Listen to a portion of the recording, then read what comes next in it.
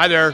Greetings. Salutations. My name is Jake Query. That is Derek Schultz. Hello. And this is the incredibly creatively and appropriately named charitably award-winning Query and Schultz program here on ISC Sports Network. Derek, it seems like we lost track of keeping count of the episodes. Yeah, like, is it still January? Is this our 8th episode of January, guys? It's today's. Feels that way. Is it 30th or how many days are in January? 31. So today's the 30th. The penultimate day. Right. Of January. That's my word for January feeling is smart. just, penultimate. is January not the worst? It's awful. I mean, like February, first off, we're taping this on a Monday. Yeah. It's snowing. Yes. There was no mention. None. Christmas, let's shut it down. We know you have plans for the holidays, but we're going to tell you about a big winter storm that's never going to come and shut the whole world down. 2 weeks ago, big storm.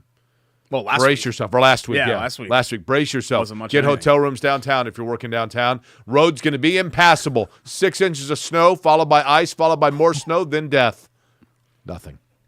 Today, not a single word. Not a single word. It's not like it's been bad snow, though, Jake. I mean, understood, but it was the roads sleeting are this fine. morning. It hasn't been bad snow. You're right, but it's been a hell of a lot worse than the death storm that was predicted not once but twice, where nothing happened. Right? Luckily, on this show, we never make predictions that end up not correct. coming true. We are 100% accurate. I'll show you right now. I'll show you the app where last year, the day after the Super Bowl, I walked in, and at 8 o'clock in the morning, I put down $5 for the Philadelphia Eagles to win the 2023 Super Bowl. Did you really? Yes. I'll show you right now. You keep talking. Yeah, I don't know if I believe you. Okay, I don't know if I believe you about that. So Super Bowl set, we'll talk about that. We've got a lot of stuff, Keep talking, in fact, I'll to look get it to up. today. Bailey & Wood presents Query and Schultz. Thanks to our friends to Bailey & Wood Financial Group. 850-350-HOME. Sorry, I should know that by heart by now. BAWFG.com. Whether you're looking to refinance right now, I know interest rates are taking a little bit of a dip here. Maybe this is an opportunity to do so. Or you're looking to get certified for your mortgage, pre-approved, that is. Go ahead and go with Mike Wood and 5-star customer service at Bailey & Wood Financial Group with branches all over Indiana, even down in Florida, but BAWFG.com. What's at the top there? Yeah, not bad. $5 to pay $205 for the Eagles. You're going to let it ride, right? Because cash out's $53. That's not enough of a payout for me. Yeah, I'll tell you. I mean, it's going to cost me $5. Who cares? Right? Yeah. So I would go ahead and ride that. And the Eagles are. I looked this morning and they were favored. That opened as a Chiefs favorite, and I thought, you guys are missing here. Let me see if I have And the a lot of Chiefs. money came over, I think, on the Eagles, 1.5, around there. Who do you think is going to win that game? Let's leave the football until later. All right? We do this before the show where I lay out the entire show, and then you start asking me questions about the Super Bowl and about the Colts and about the weather. That's As not you what were. we're leading the show Go with. ahead. I'm looking at We are mine. leading the show with Okay, go the ahead. big news of the weekend, which was Myles Turner's extension with the Pacers, which has been an ongoing topic on this show, on your radio show, on any show that has anything to do with the Pacers at all. Now, finally, Derek? we have some clarity. I don't ever want to be this guy. Okay? But, I'm about to be. okay. For months, maybe a half a year, since the beginning of the year, certainly, everyone that you heard kept saying they have to trade Myles Turner. You got to trade him before the deadline. He doesn't want to be here. You got to trade him. He hasn't produced. You got to trade him. You got to get rid of him. And I kept saying, Derek, over and over and over. And yes, I realize that this extension does allow the Pacers the flexibility to trade him. So I may still eat crow. But I said to anybody that would listen, which apparently was me, myself, and I, De La Soul, baby, I said, the Pacers want to keep Myles Turner. The Pacers want to sign Myles Turner. And Myles Turner eventually is going to realize that his value here is greater than it would be most places because of the offense that they're trying to build, Tyrese Halliburton, and the Pacers were desperate to see what he could do with Tyrese Halliburton as his point guard. And despite everybody saying that they absolutely were going to trade him within a week, they're going to trade him before the deadline, they're taking phone calls, they're doing everything they can, they're calling Monty Hall, they're calling everybody, let's make a deal. I kept saying, I'm telling you, the Pacers want to keep Myles Turner. And here we are. This buys them. This was a brilliant move by Indiana because it's a 2-year extension that allows them the flexibility if they want to get out from underneath it. They're not long-term hampered to it or married to it, but it's a good deal. Yeah, it's a win-win, really, because if you're Turner, you're getting a boatload of money. Who cares when you get the money, right? You can point to this and say it's a 2-year, whatever it is. What is it, $58 million extension? But in reality, Turner's going to make like 30-something million bucks this year because they're putting all the money into this year where they have the cap space. So Turner gets his. He gets to hit the free agency market at 29 after a new rights deal because the NBA rights deal will expire after the 25 season. So it's perfect timing for that. And the Pacers get their salary floor. And they sign a piece that we've already seen has really taken off here with Halliburton. I mean, Turner's got career highs across the board here this year. Derek, the one concern is this. The one concern here, and I know that you are kicking the can here. I get that, and I'm not opposed to that. The one concern is now that by getting 2 more years out of him, you're going to have Tyrese Halliburton for 2 more years. You're going to have the development continued of Benedict Mathurin. The continued development, one would think, of Andrew Nembhard and Aaron Nesmith, Chris Duarte, young players, and this core that you're going to add young players to this year with draft picks. And that flower is just going to get ready to completely blossom and bloom into a top 3 seed in the East probably in 2 years. And at that point, you have the potential of one of your key parts of it then leaving. That's the concern. But you deal with that at the time. Yeah, then you trade him 2 years from now. Right? When his contract is once again expiring, if you want to go ahead and do that. By the way, it's crazy. When you really do the math, it makes sense. But, this deal, if Myles Turner plays every year of this deal, he'll have completed 10 seasons as a Pacer. I know. Like, this is year 8 for him, for Myles Turner. Isn't that weird to be like, he's been here 8 years? Especially at his age, right? I guess what is so surprising about this, Jake, and I was really, maybe you can think of one because your memory bank goes farther, because you're old. Your memory bank goes farther back than I do. I can't think of a player, a Colt or Pacer, who we have kind of been so resigned to them moving on, who has stuck it out as long as the Pacers have here with Turner. Like, we've been talking about the Pacers trading him for 4 seasons, I think, at this point. And even we might still talk about that 2 seasons from now. I don't want to completely shut the door just because they could technically trade him until February 9th. They're not going to do that. But it all worked out. I mean, we wanted to see what Myles Turner could look like in a no Domas Sabonis world, and he has flourished. Right. So you reward that, and it's a deal that helps him, and it's a deal that helps the Pacers. I mean, it's a very reasonable contract for the next 2 years to have Turner at $21, $22 million. Derek, to me, it's a home run. I mean, kudos to Chad Buchanan, Kevin Pritchard, the front office for basically not listening to the noise and staying resolved to it, and also to Myles Turner, who I think realized that there are few situations for him that are going to be professionally better than right here in Indiana, quite frankly. And you're a respected leader in that locker room. His teammates seem to really like him. Forget about the fans. The fans have run hot and cold with Myles Turner. Tyrese Halliburton's only known Myles Turner for 11 months, right? 12 months. Right. So you still have that establishment. If Turner goes somewhere else, he's just kind of a cog in the wheel, whereas here, I think he's viewed as a foundational key piece, at least in that locker room. But by the way, you have a new job, right? Yeah. Monday through Friday job? Yeah. What's with the attire here? I mean, I know you got the job. But well, it's remote, so Clearly. I don't always have to dress up. We had an all staff on Thursday, and I did wear a collared shirt and nice pants. And okay, good. Nice shoes and all that. I'm trying to help you out. I mean, the shirt's a little tight. I don't think so. Yeah. Wait, hold on. Okay. See, I really like JD. He hasn't quite learned how I like to be shot on this set. So he arranges this stuff, and it blocks all of this. Like, I want people to be able to – oh, wait, that's left arm, actually. I want people to be able to kind of see – you can see some, like, veinage even. I want people to be able to see that. I want people to see the veinage. Like, split out. Like, boom. Hey, I'm just talking Colts. What was that, Jake? You had a really good point about over there. About the coaching search. You look like Bowser from Shama. I've got this big, huge blue block here. Like, who cares? They had 4 wins this year. Like, do we really even need this here? I don't know. And it blocks you're the one me that puts out. It up there, right? I don't know. Maybe I should put my laptop down, but I need my show notes because I sometimes reference that. Because this is what we've done studies on this, and this is kind of what people want to see when they're tuning into the show. Mm-hmm. The approval is way up. I made this point earlier this morning. You don't see this a lot in the NBA. But the trade that sent Domas Sabonis to Sacramento, who's going to be here on Friday. Yeah, speaking of win-wins, right? Honestly. Tyrese Halliburton has flourished in Indiana. He was a good player in Sacramento. De'Aaron Fox has flourished now that he's gone in Sacramento, and Domas Sabonis is a really good player for them. Yeah. It is literally, you very rarely see this, right? Yeah, Both teams, the Query and Schultz of Sacramento, which I don't know, Bradford and Rich of Sacramento. Were those the wine cooler guys? No, that's Bartles and James. Okay. The Loves, Chris and John Love of Love Heating and Air Yeah. Conditioning, love-hvac.com. They had Cocker Spaniels when we were kids, and I named them Bartles and James.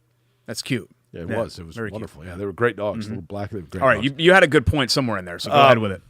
The two guys that are doing this show in Sacramento, they've got to be saying the same thing, right? They've got to be like, man, it was awesome. Like, De'Aaron Fox is playing great, and Sabonis has been a great player. What a huge trade for the Kings. Yeah, it's just like I think I make this analogy a lot because I've had a lot of relationships in my life.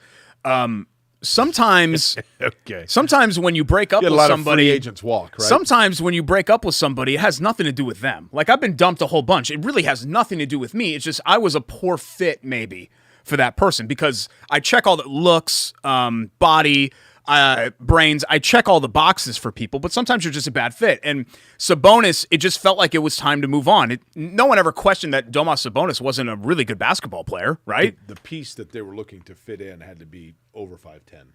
Is that what you mean by bad fit? Well, yeah, you were blessed. Congratulations for being tall. That's great. And handsome. I make up for it in other ways. And anyway, Okay. with Sabonis, it was time to move on. It was time to move on for that entire core, and I'm glad that it's working out. But like, I don't know. Like some people act like it's like this shocking thing that Domas Sabonis is playing. I knew Domas Sabonis would play well in Yeah, he's a good Sacramento. player. I'm not surprised by that at all. I don't think anybody denied that he's a great player. I think I've mentioned this to you before, Derek. The Pacers, when Sabonis and Turner were both here, they did and this gets into your cybermetrics and that kind of stuff, but they broke down when each of them were independently on the floor, the number of players in a half-court set that touched the basketball per possession when Turner was on the floor without Sabonis, when Sabonis was on the floor without Turner. And Sabonis is a tremendous player, but the offense was far more reliant on going into him and then everything kind of grinding He down. needs the ball. Right. Yeah, and that's the problem. And Turner doesn't need the ball necessarily to be effective, and that's something that he has going for him. I mean, pound for pound, Sabonis is a better player than Turner. But we argued this when they were talking about who you're going to trade. Turner, I always felt like had more value because he could do more things, and you can put him into a variety of different roles, whereas Sabonis has more of a set role. But I'm glad to see them doing well. I mean, the Kings and Trailblazers have been two teams to me that have kind of been like the Western Pacer equivalent, right? Yeah, that's fair. Where they're kind of forgotten about and people throw shade at them. Look, the Kings aren't as well run of an organization as the Pacers, so I don't want to make that direct line. But I'm glad to see that parity in the NBA because it's been so long since the Kings have been any good. If you go back to the origin of the franchise, the most famous member of the Kings franchise is who? Ooh. It's a test for Derek. I mean, seeing honestly, Derek and knows this where may to go age here. me a little bit, when you say the Sacramento Kings, the first person that I think of is Wayman Tisdale. If you go back to the origin of the franchise, the most famous person to play for the franchise. Well, is who? Big O technically was a Sacramento we go. King There we because go. they were the Cincinnati Royals, right? But if you're just talking Sacramento, I mean, Tisdale's up there, right? You know where they stopped Weber? in between? Where they what? Where they stopped in between? They had Kansas City Kings. Correct. Yeah. Yeah. Mike Woodson at Kansas City. I know my NBA origins pretty well because I was a big NBA dork when I was a kid. That Clippers? NBA was my number one. Clippers. San Diego? What are you doing? Keep Well, going. Buffalo. Okay, and Yeah. nice. Best player for the Buffalo Braves was? Bob McAdoo? Nice. Look at the at big that. brain on Uh-huh. Derek. Big brain. Yeah, it's funny that you asked that, Jake, because I knew that was Bob McAdoo. Are you constipated? No, we're just doing the show. Okay. Doing the show. By the way, speaking of the Pacers and talking about Myles Turner now in the mix for 2 more years, and Tyrese Halliburton, who came over, of course, in the trade that we were just talking about with Domas Sabonis, Halliburton being out, that leads to, of course, somebody having to come in and get a lot of minutes. And, Derek, that leads to our Guess Who's Cooking or Look Who's Cooking here, brought to you by Lou Malnati's. Lou Malnati's, of course, the best when it comes to Chicago-style pizza in Indianapolis. You can find it right in Broad Ripple if you want to go in. Perfect time of year for it, by the way, with these unexpected snowstorms. And this is the best part about these unexpected snowstorms. See, they don't shut the city down. And so you can actually still go out and get into a nice, cozy environment, get a draft beer, let the kids get themselves a soft drink and a fantastic pizza. They have traditional style. They have a wide menu. That's all on Ferguson Street in Broad Ripple, but there are more than just that location of Lou Malnati's, right? Yep, across the street from Brebeuf, up in Carmel, Greenwood, and then our favorite in Broad Ripple, as you said, and a new store in Avon opening up this spring. Tomatoes literally this size. Yeah, Derek, our Look Who's Cooking is who? I feel bad about this because... Is it who's cooking? Guess Look Who's Cooking or guess who's cooking? Just who's cooking. Just right? who's cooking. I actually compiled this last night, and he had a big fat donut in their loss to Memphis last night. So no points, 0 of 5 from the field. But let's say in the last week or two... You know what's better than a big fat donut? What's that? Big, thick Big pizza. pie. Yeah. Big Lou pie, Malnati's. yep. TJ McConnell had been playing really well over the previous 4 games, 18.5 points, just under 10 assists. And look, I know there aren't a lot of positives right now with the Pacers. They've dropped 10 of 11. They're 11th now in the Eastern Conference. But McConnell's one of those guys who I think when you think of the bright spots of this purgatory sort of area of the Pacers the last 2-3 years, I think he's one of the bright spots, right? He's consistently overachieved. Like his whole career, even before he got here. You know, TJ McConnell, you look up overachiever in the dictionary, and there's a picture of him. Yeah. I mean, it's incredible. I remember I went to the NBA draft workout that the Pacers held with Myles Turner and Frank Kaminsky because I thought, they're going to draft. Remember, they were really high on Bird, loved him. Surprise. And there was this kid that was over there that looked like he was a ball boy. A manager, yeah. Yeah, and I was like, who's this? I think I turned to Mark Monteith and said it. I know that he was there or somebody else that was there. And I'm like, well, that's TJ McConnell from, Arizona or whatever. And I was like, they're not seriously considered drafting this dude, right? Like is he's somebody's nephew or like what's the deal here? He's a legacy something. And because his hair was like gelled all the way over. Yeah, and you watch the workout and you're like, okay, like I can see it a little bit, but still, like he didn't strike you like the alarm bells weren't ringing like NBA level player, even backup point guard player. Crafty, man. He's done just it. Crafty. He's made it a lot farther than guys that have really wowed in those workouts. Right, you're right, and good for him. One of the guys actually that I could have put in for the Who's Cooking is Zach Edey. I know that we typically stick professionally here, but Zach Edey, man, has been unbelievable. 38-13 against Michigan he's just State. Tall. No, he is. He's just tall. If I was 7'5", I could do that. He's just tall. He has no skills. Zach Edey, no skill, just tall. What character are you doing here? I don't like everybody on Twitter. You haven't seen this? You haven't seen this narrative about Edey? No, I know, but he is. It's a really bad stretch here between these two. TJ McConnell, I've always said, is a player that understands angles. When he's dribbling the basketball, he sees like where there's a crease opening or where the loose balls are going or how to get in and intercept an inbound pass. He understands angles really well. Zach Edey has done – that's for a little guy. Zach Edey, as a big man, is remarkable in the same level of understanding geometry, and by that I mean – and I know this sounds crazy – his ability to keep himself straight up. When he goes up for a rebound, he goes straight up. To avoid fouls. When he goes to block a shot, he goes straight up. When he gets the ball in the post and he's got to score, he's straight up. The guy doesn't foul.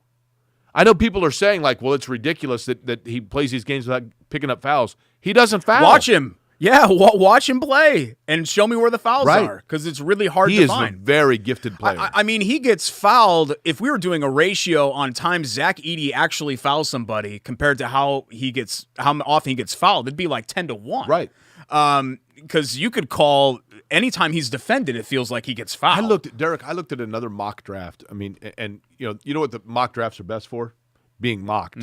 But they give you a baseline of what people think nationally. Jalen Hood-Schifino of Indiana finally has worked his way into the first round, and I don't see how he falls out of that at this point. Zach Edey's still nowhere to be found. Yeah, I just think I get it. He's the NBA a bit is of a different throwback. Game. He is.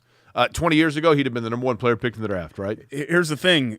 Every NBA roster has a guy like 6'10", 6'11", even 7 foot that steps out. Right. They're just going to pull. They're just either going to pick and roll him to death, or they're going to pull him out of the paint. He had how many against Michigan State? 38. 1 for every person who's interviewed for the Colts head coaching job. And we haven't even gotten to that yet, and we'll do it next, right? We're going to do that next. All right, we'll do that among other things. Good week to you. I was going to say good Monday, but I guess this is going to run all week. It's Query and Schultz here on the ISC Sports Yes, Network. good week to you all. Thank you.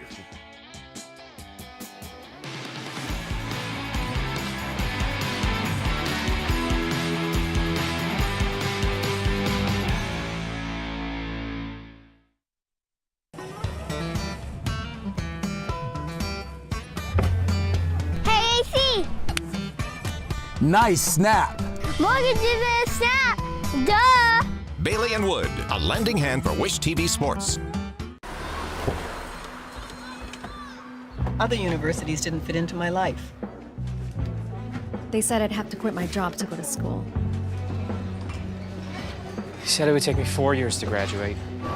They said I have to take tests when they tell me to. They said my degree would cost a fortune. But I didn't have to listen to them.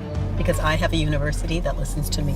Tests on your time, courses on your time, graduate on your time. WGU, the University of You.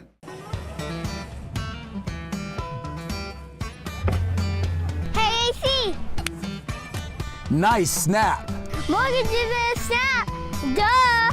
Bailey and Wood, a lending hand for Wish TV Sports. Welcome back. Bailey and Wood presents Query and Schultz here on the ISC Sports Network alongside Jake Query. I'm Derek Schultz. Thanks for joining us. And we put it off as long as we could.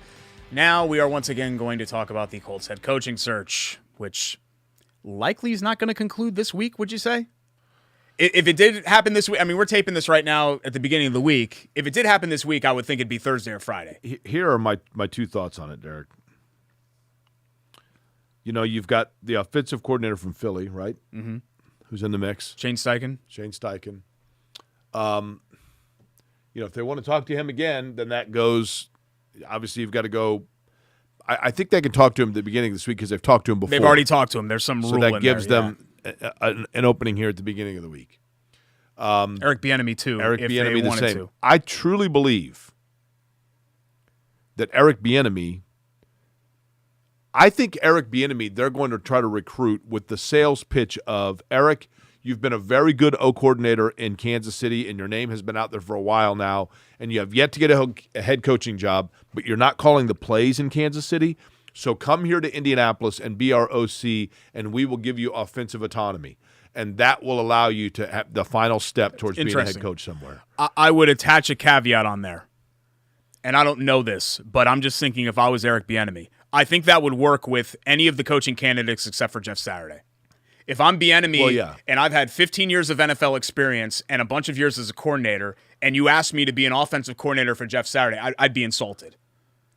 Because here I am, been waiting for a head coaching job, right, and wait, you want to hire me as a coordinator, and you're going to make that guy the head coach? Right, I see. What you're saying. I would be. No offense to Saturday, but that's how I would feel if I was do Bieniemy. believe that Jeff Saturday is a candidate, still a candidate.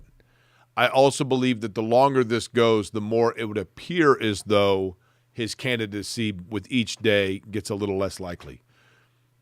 I personally believe, a little bit of tea leaves, mostly just my gut, which is a little bigger than it used to be.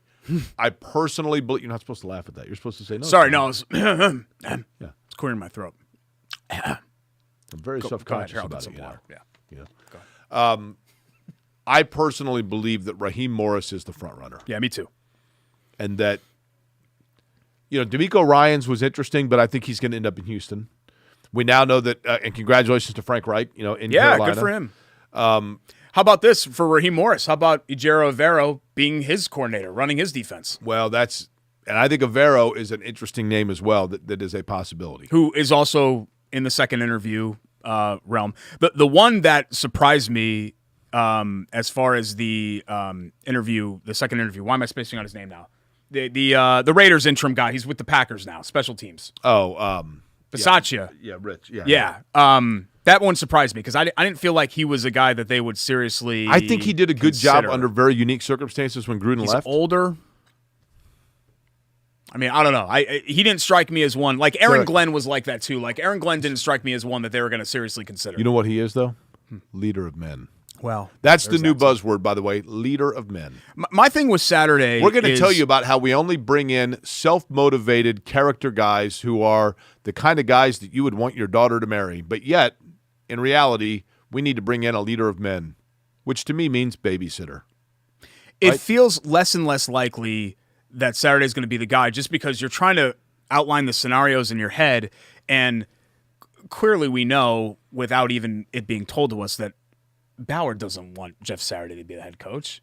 And you want to align your GM and coach, right? We just went through this where you didn't have that with Grigson and Pagano. Well, let me say this, Derek. I don't know so much that it's that Chris Ballard doesn't want or like Jeff Saturday as much as Chris Ballard would like to be able to say that it is somebody that he himself He doesn't want to get force-fed somebody. And Fair. if they pick Saturday, then that means that Irsay force-fed it because there's no way you'd go through. You just – I don't care what anybody says. There's no way that you would – target 14 people, interview 13 of them, and then go back to choose Jeff Saturday. There's just no way that Ballard would do that. I don't buy it. It doesn't make any sense. It wouldn't make any sense to cast that wide of a net and then with all these really qualified candidates and then go back to the guy that was your interim coach. Well, but he's a guy that's familiar with your locker room, that you're familiar with. Maybe it's this. Maybe it's that there's nobody among that. Maybe I'm speaking hypothetically and in devil's advocate here. Maybe Chris Ballard has said, I'm going to cast as wide a net as possible to see if there is somebody that can blow me away more than what I'm already set on. Now, I don't think that, but I'm saying that's a possibility. I think these guys, too, are, as much as they say that they don't care about optics, I do think that optics matter here. Derek, here is where Jeff Saturday hurt himself. And I think the world of Jeff Saturday, right? As a guy, all of it.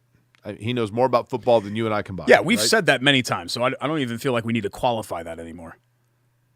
I think it's entirely possible that when Jeff Saturday became the interim coach, it's because Jeff Saturday was a consultant with Irsay. They would get together and powwow on Mondays or Tuesdays or whatever it may be, and Irsay thought to himself, but this guy has a lot of really good ideas and answers. Mm-hmm. And so, therefore, Irsay said, hey, Jeff, man, let's, and so he becomes the interim. But I think it's entirely possible that Jeff Saturday, upon becoming the interim coach, was told, Jeff, your criteria on which you will be judged is how much can you start to turn the direction of the culture, buzzword I realize, of the franchise. How much can you instill a little bit of accountability in some players that don't have it or that we don't think have it? And how much can you set the example of what moving forward we need from this franchise and then report back to me who are our guys and who are not? Mm-hmm. I think it's entirely possible those were the three criteria he was given and that Irsay said to him, of course we want to win, but I'm not overly concerned with that. What I'm concerned with is how you can report back to me on those three areas. And where I think Jeff Saturday erred was when Jeff Saturday said it comes down to being judged by wins and losses. Because I think it's entirely possible, even though Jim Irsay loves to win, that that's not actually what Jim Irsay was judging him on. And in reality, I think Saturday thinks to himself, like, I'm the best guy for this job because I know what Jim Irsay asked me to do, and that's what I did. But where he erred was saying in his press conference, Jeff Saturday, that he knows he's going to be judged by wins and losses, which was the open invite to everybody to say, judge me on just that. My thing is that you can always put an asterisk on results, but you can't completely ignore them. It's a lot like what's happening with Butler. Like, I can put an asterisk on their results this year because they've had injuries and it's Thad's first year. They're getting run every night. Like, they're getting run off the floor. Did you see me get killed on every Twitter night this weekend for simply saying they never should have? I know. We'll bring that up in the college basketball segment. I don't want to detour too much, but and that's the problem with Saturday is that I want to give him some rope, but the results are what they are. I can't completely throw those out the window. But you know what, Jake? As much as we are obsessing over this coaching search and Saturday and everybody else, here's what just struck me about watching. I'm not going to go on my rant about how it's a reality show. I'm not. Here's what struck me about watching that AFC Championship game.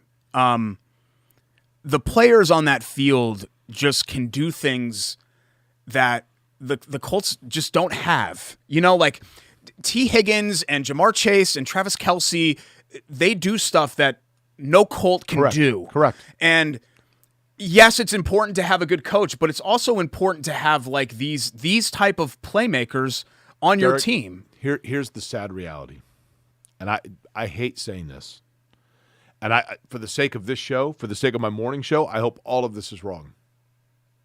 Does it matter? Yeah, or how much does it matter? Patrick Mahomes is 27 years old. He is 3 years from the age Peyton Manning was when Manning finally broke through and got to the Super Bowl. Mahomes is about to play in his third one. Josh Allen, Joe Burrow, Justin Herbert, Lamar Jackson, Trevor Lawrence. Those guys are all in the left lane, cruising along. And the Colts are in the right lane in an 85 Cutlass with their turn signal on. And they're trying to inch over. Who's going to open up the lane? Who's going to open up the lane?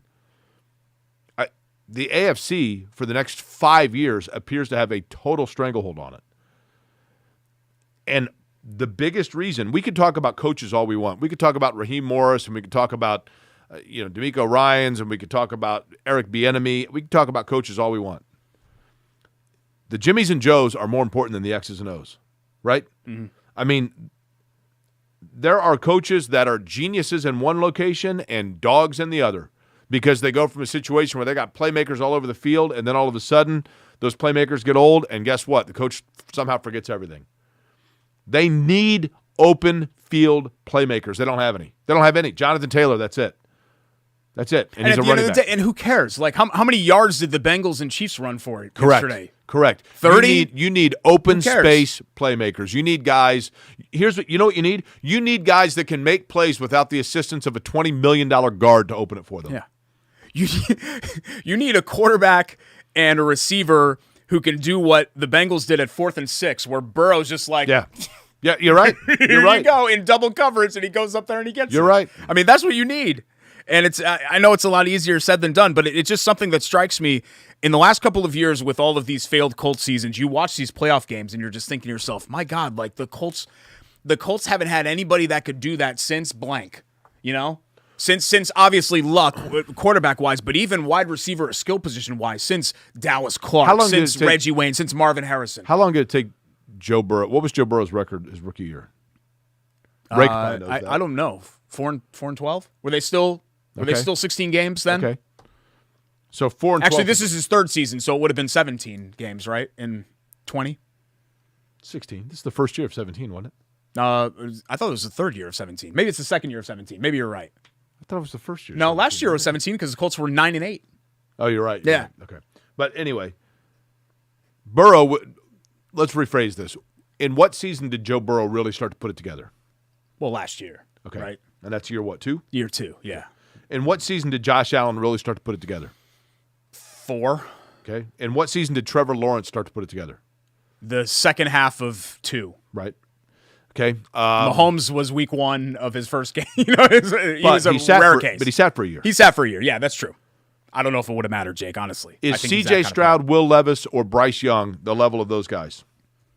If they are, then you're looking at minimum 18 games. Yeah. Right? 25 games. You're looking at a year and a half right now. If we're talking about who, as they were scouted, they would be more in the Josh Allen realm than the can't-miss Trevor Lawrence right. type realm. But even still, what I'm getting at Joe is Burrow. that puts the Colts at 2 years out from being competitive.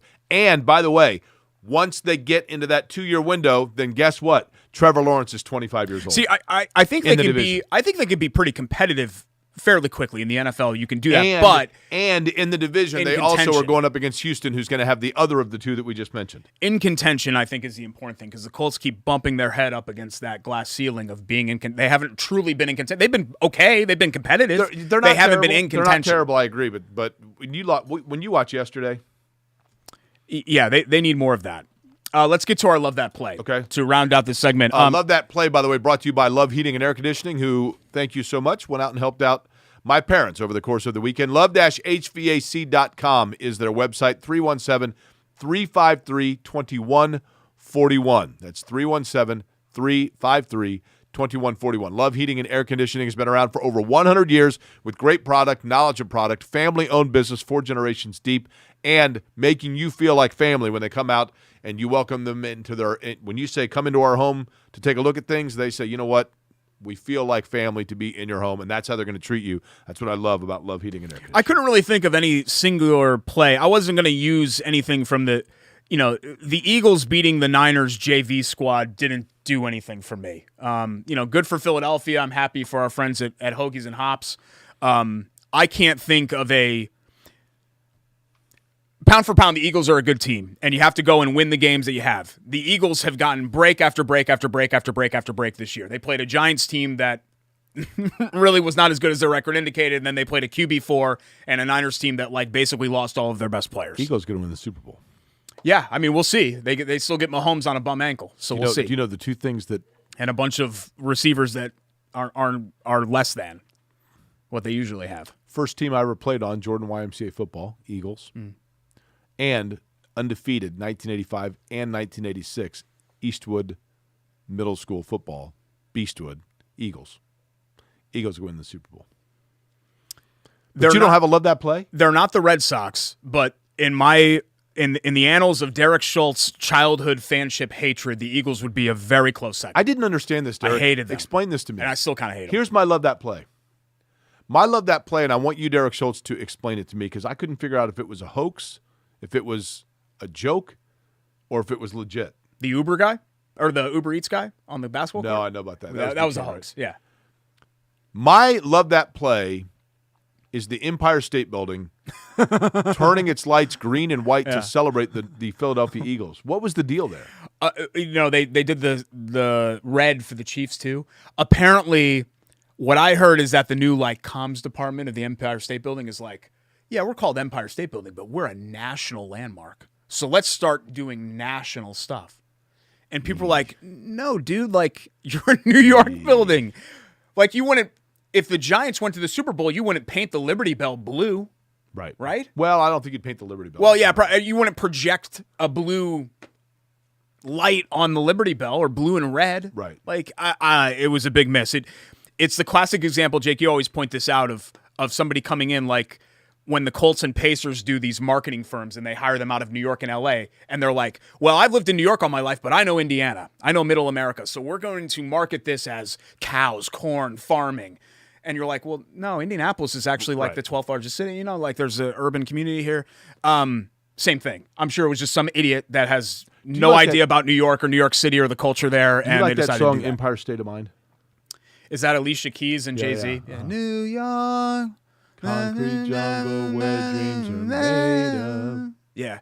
I like Sinatra a little bit more. To inspire you. Start spreading the news. Yeah, but that's New York. Or Nas. That's not Empire State. New York State of Mind.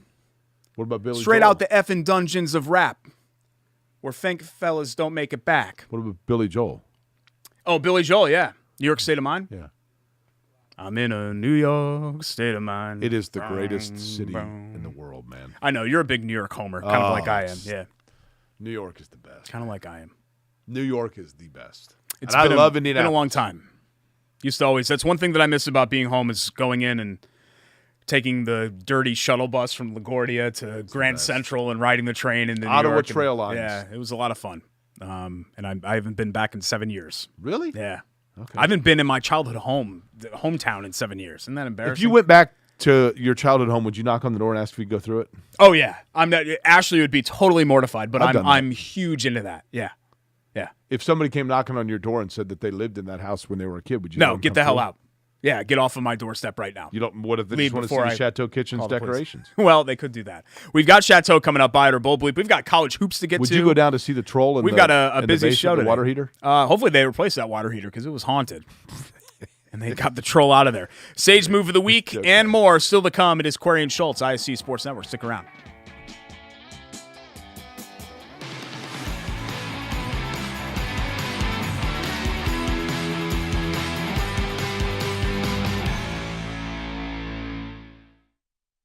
At Bailey & Wood, we pride ourselves on our 5-star customer service.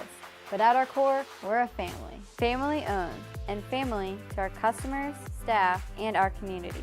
From charity events to recognizing hometown heroes, we prioritize giving back to our communities that have always supported our growth. So let us help you get your dream home today.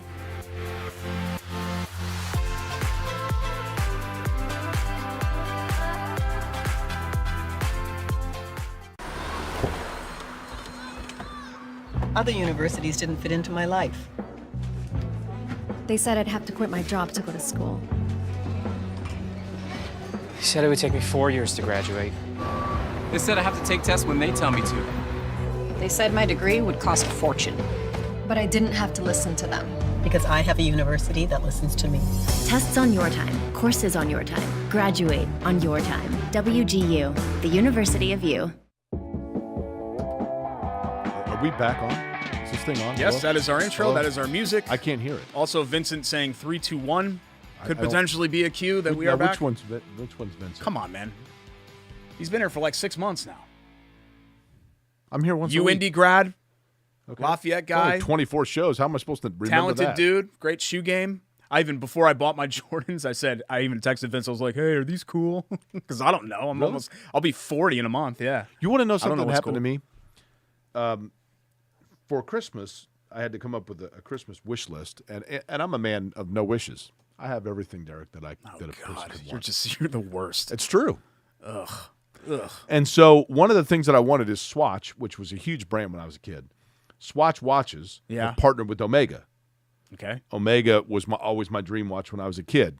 And Swatch has made us a line of watches that tribute Omega. So I said to Shannon, like, I would really like one of those for Christmas. And I sent her the link of, like, where to buy it, whatever. So she did. Well, I didn't know this, but there's, like, a phishing scam. You know about this? For watch companies? So she bought the watch, and then, like, a week later, a replica shows up in the mail from, like, some Hong Kong address. And it looks perfectly legitimate. Yeah. But the idea, apparently, is that they send you, when they see that you ordered something, they send you an exact replica that's a knockoff in hopes that you then say, I didn't order this, and send it back and say, just go ahead and reimburse to my credit card. Here's my card number. Oh, wow. That's actually pretty smart. It is. Yeah. And it looks identical. Yeah. So I re-gifted it. Nice. I gave it to somebody else and said, hey, would you like a watch? Yeah. Do you want an Omega Swatch? Here you go. What was it in me? Huh? I could use a watch. I got my Apple Watch, I guess, which you hate. I tried buying you a watch once. You got mad at me. I did, because it was very demeaning. How's it demeaning? It was our first I year said, on the you need a show. watch. We had rating success the first year, and Jake was like, hey, little pal, like you run the controls for me and my show, so I want to take you to get a watch, a nice watch. And I know you don't get paid anything. That's right. I'm like, what the hell, man? It's Query and It Schultz. was actually Like, my cousin suggested it. Well, we all love Doug. He wanted to know. So do you do this full time? No, man. I'm just Jake's intern. Yeah, that's what right. I do. That's Yeah. right. Let's get to college basketball, because another interesting week. I Purdue, did, by the way, just for what it's worth, the person I gave the watch to, I said, hey, FYI, Yeah. I think this is a total knockoff, but have at. I wore a roll-off, a knockoff Rolex for years, like Really? all through high school. Yeah. Did you get it in Times Square? Yeah, not in Times Square, but in New Canal York. Street? Yeah. Yeah, okay. Yeah, fireworks, all the deal. Purdue stranglehold now, because everybody keeps losing around them on the number one spot. I just think, Jake, they're just a cut above everybody else in the league. Like the Big Ten has an A team in Purdue, and then a bunch of, I know it's scary, a bunch of B and C teams. Like Michigan State's okay. Northwestern's okay. Rutgers is okay. Indiana, I think you might be able to argue, are they the second best team in the Big Ten right now? They are. Tom Bruce said that Indiana's the most dangerous team in the Big Ten, and I'm like, I don't know, the one that's 20-1 and beating teams that are leading like four different leagues. I think probably that's a stretch, but what Purdue does is just methodically. Purdue comes out, they go to Zach Edey for their first 10 possessions, like 7 of the 10. He scores. They build an 8 to 10 point lead, and then they just use smart play to coast on that, and every couple of minutes add to it, and before you know it, you're down 16. Yeah. Right? That's what Purdue does. They are an extremely smart and efficient and methodical basketball team, and they should be the unanimous number one team in the country. But Indiana, now that they've gotten a little bit healthier, it's going to be interesting to see when Indiana and Purdue hook up here within the next week, how Indiana decides to guard Zach Edey. I don't think you put Trace Jackson Davis on him. I think you probably put Race Thompson on him maybe. And then on the other side of things, who does Purdue decide to put on Trace Jackson Davis? I think you probably put like Mason Gillis or Caleb First on him, right? Yeah, or you double him. Yeah, it's going to be it's going to tell us a lot about both teams. The fact that the matchup's coming at a perfect time. Who does Purdue put Indiana on? And Purdue, Jalen Hood-Schifino are playing really well. You know, I mean, Zach Edey's a difficult matchup, but Indiana's got some difficult matchups too. I think the beauty of having somebody like Zach Edey is that like let's say you give up 7 or 8 straight, you always feel like I can get a bucket exactly when I need it right now because all I got to do is throw it up in the air, have the big guy get it, and he's got such a great touch and is so good at scoring around the basket. But I'm really impressed with Hood Schifino, who has finally been a freshman that is as good as advertised for Indiana. Malik Renew feels like he's starting to kind of come around. Yeah, and there were people that were like, oh, one and done. He hit a little bit of a wall, and it feels like he's starting to come around. I read somewhere they're number 1 in 3-point field goal percentage in the conference. I mean, that's a huge transformation from where they've been. You know, Indiana and their ability to hit threes now. Which do you think is more played out when you hit a three? This here, the goggle deal? Yeah. This or this? Which is the most played out? I think 3 goggles is probably the most played out. I kind of like Carmelo's. Do this on your head with the 3. Okay. I do like the bow and arrow, but that was Yogi like 10 years ago. Remember his like mom and stuff would do it in the stands too? That's right. It's a little much. What I would do is the Wolverine 3s. What like this. What was that? Wolverine from X-Men. Yeah, but what if you're playing Michigan? He has claws that like that. That's what I would do. But what if you're playing Michigan? Well, You look stupid. Whatever you can do 3 goggles for Michigan, but everybody else would be Wolverine 3s. By the way, speaking of that, let me present you with a little challenge here, Derek. Over the weekend, we decided to go into Old Pro's table. OPTs, yeah. Sat down, sat right by the fire. Got 2 PBRs on draft. We're sitting there, and there's you got a fire seat on the weekend. Oh yeah, good for you. One person in the bar who is talking extremely loudly about their college football team of choice. Louder than anybody, and like no one in particular is conversing with said individual. They're just kind of talking to anybody. Oh. And they had on a sweatshirt of said school. Oh, What Ohio school? State. Yeah. And you'll like this.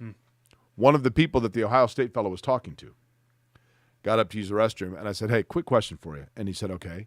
And I said, so, like, do you know that guy? Or, like, is he just – and he's like, no, I do know him. I go, okay. And then he said, I have a question for you. I said, okay. I forgot to tell you this. And Shannon's my witness. And I said, okay, what's that? And he goes, has anybody ever told you that you look like Jake Query? And I said – and I was about to say, I've heard that. And Shannon jumps right in and goes, he is. No. So the guy goes, okay. So then I said, just out of curiosity, how do you know what I look like? I'm on radio, not television, aside from this here. He says, and I quote, I follow Derek Schultz on Twitter, and he posts a lot of pictures of you. Yeah. It's exactly what he said. And not you. He doesn't follow you, Correct. right? Yeah, there That's are a lot of people, actually. Correct. We've talked about this before. Like, you're at, what, like 30K? If you take out the IndyCar doinks, you have, like, maybe 1,700 people that follow you that, like, aren't IndyCar related, whereas my entire audience is built on this show and this brand. So you're saying IndyCar has 28,500 fans that follow me? I think there are probably 28,000 people on Earth that follow IndyCar, and all of them follow you on Twitter. Yes. Okay. Yeah. So that's cool that he. What was his name? I don't remember. I don't do personalized greetings anyway. But hi, thanks for listening and watching the show. As soon as he said that, he was Appreciate it. He was basically dead to me. I'm like, Yeah. okay, well, it's good talking. I love to you. how Shannon butts in because Ashley's always like, whenever in the rare occasions that I get recognized, Ashley would rather be anywhere else. She but literally. that's He funny is that Jake Shannon loves Query. it. Okay, here we go. And then the guy said, "Oh, really? Can you introduce me to Derek?" And then Butler, there's really just nothing to say. I feel bad kicking them while they're down. Of the 1,500 people that follow me outside of IndyCar, 500 of them got mad at me because I made the comment where I just said Butler never should have left the Atlantic 10. I totally get it. I get the athletic revenue of going to the Big East. I get it. I'm just simply saying from a basketball standpoint, I thought the Atlantic 10 was a great fit for them. I totally understand why you make the jump to the Big East. People take it too literally, right? I think the Big East is a fine fit for them. It's just they have to be up to standard, and they're not. That's a Butler problem, not a Big East problem. It's just a different style. It's a different region. It's everything about it to me. But wouldn't you say, again, like I think we brought this up on the show, wouldn't you say that about Creighton? Why are they flourishing? Like, why has it been so easy for Xavier? You know? Butler just doesn't – they don't have a lot of excuses to be where they're at. Creighton – but here's the thing. Creighton and Xavier both, Derek, have a longer-standing basketball history and tradition of players getting to the league. I mean, they've been around a while, right? Like Butler is, in the grand scheme of things, it's a Johnny-come-lately in the grand scheme of things.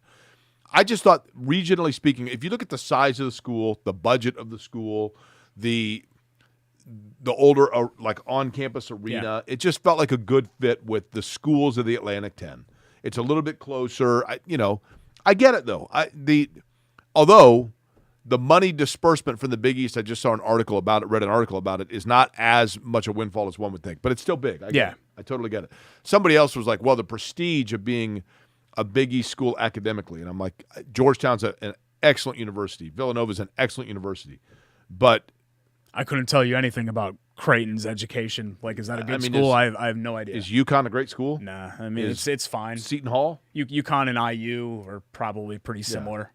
Seton Hall, I've never heard anything about. I didn't have any friends that went to Seton Hall. Well, if I'm not mistaken, Connecticut and Butler are the only, and this is neither here nor there, this is irrelevant, but they're the only non-Catholic or Jesuit schools in the league, right? Yeah. But Butler is in the shadow of Indy. Marquette is in the shadow of Milwaukee. Xavier's in the shadow of – like, it felt like a good fit. Georgetown with D.C., St. John's with New York, DePaul with Chicago. Like, it's kind of like the private big city school. So that's why I always felt like the Big East, this recalibrated Big East, made sense for Butler, but they've got to raise their standard. I think a big thing is – I think Butler was cool, Jake, just joining the league and being like, well, we're Butler, so we don't need to spend anymore. No. We just need to we're the underdogs. And it's like, no, man, let's get serious. There is still some truth, even though I know recruiting is a national game and all that, I get it. But I do think that there is some truth to the fact of, like, kids that are aware of and grow up watching and want to play in Hinkle or Butler don't necessarily want to be playing in leagues. It's not as big an appeal to them to be playing in a league that most of their games are so far away. Yeah. I hear you. No, that makes a lot of sense. Let's get to our WGU Sage Move of the Week. Our friends at WGU Indiana providing education opportunities online. Great IT programs, by the way, schedule that they've gotten up and running at WGU. Check them out, wgu.indiana.edu. Our buddy Corey Elliott. And wgu.edu/Indiana. Both of them go to the same place. They actually have a new partnership with KFC, where I believe corporate KFC, so Yum Brands or whatever, is paying – if you want to go to WGU for their employees, paying for WGU. Cool. I might be speaking out of school. I think that's what I read. Well, there are 700,000 Hoosiers, by the way, who have college class credits sitting out there that they have not completed in terms of getting a degree. 700,000 people. And whether that you're one of those or you simply for the first time are thinking about going back to school, WGU offers you the flexibility to work on your own schedule with the largest online accredited university in the state of Indiana. That's wgu.edu/Indiana. Derek, our Sage Move of the Week. While we're on the college hoops topic, this is a move that happened several years ago, but I'm just awestruck with the job that Terry Morin's done at Indiana women's basketball. They beat number 2 Ohio State. They're 20-1, and I think the biggest thing about it, Jake, is that they had 10,000 people at that game. Oh yeah, they had 10,000 people at Indiana women's basketball game. Yep. Like I went to Indiana women's basketball games in college where I'm not sure there were 10 people there that weren't friends and family. So it's just incredible that they've built this following. They've built this top 5 program on the floor. They've won 8 straight. They've got a lot coming up here. Caitlin Clark in Iowa. They've got both of those games. They got a tricky game against Mackey at Mackey against Katie Gerald's done a heck of a job too. And they had a nice win. Indiana beat Ohio State at Assembly Hall, who was ranked second. Ohio State reeling a little bit now, and Katie Gerald's. They beat Illinois. Now they beat Ohio State. So Purdue's Columbus ticking up a little bit too, right? So we'll see what happens here for Indiana. But a great season and Purdue fighting their way back into the tournament as well. Fabulous. Yeah, no, I don't want to look Between at that. Sage and Purdue Pete, we got it all going on here. I don't want to look at that. We got our Ball State Cards and 60 update to get to. Plus Chateau Kitchens. Look at this right here. Butter Bowl. Same type of I don't want to look at any of this. Perfect. Okay. Vince, he doesn't even know your name, so I don't know why you're scrolling around there. Everybody just piles on. Corey and Schultz back for our final segment next here on the ISC Sports Network.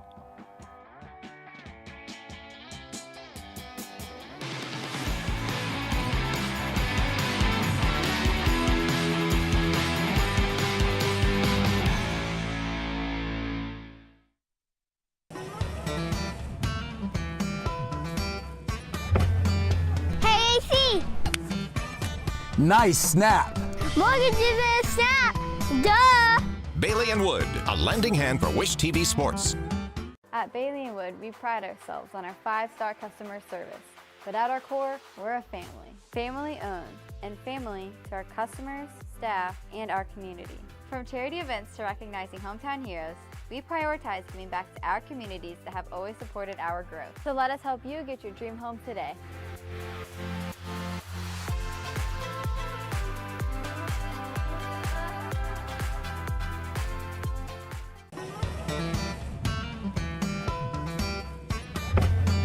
Hey, AC! Nice snap. Mortgage is a snap. Duh! Bailey and Wood, a lending hand for Wish TV Sports. Hi there, welcome back. My name is Jake Query, and I'd like to thank Greg, Vince, JD, and the rest who all make it so possible, Jordan as well. What are their last names? What's that? What are their last names? Smith, Allen, Rakestraw, and Reynolds. And I'd like to thank all of them for making it possible for us. Reynolds, did I catch in there? Reynolds, yeah. Yeah, okay. Yeah, it's Vince Reynolds. You didn't know that? Okay, yeah. Okay. JD Hamilton, right?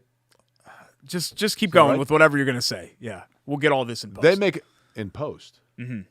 There's a post-editing process that the show goes through. They tell you that, when Derek, we but then I mistakes. see your screw-ups all the time running live. I think they tell you that. I've never seen them. I've never watched the show. Anyway, live. it's the ISC Sports Network. They are those who make it possible for us to sit here as free men and women to witness the world's most spectacular spectator sport. Anyway, it is time for our Cards in 60, brought to you by Ball State and Chirp Chirp. That's right. Derek, Michael Lewis's guys, and the Ball State women in particular have been playing particularly. Yeah, let's start with the women.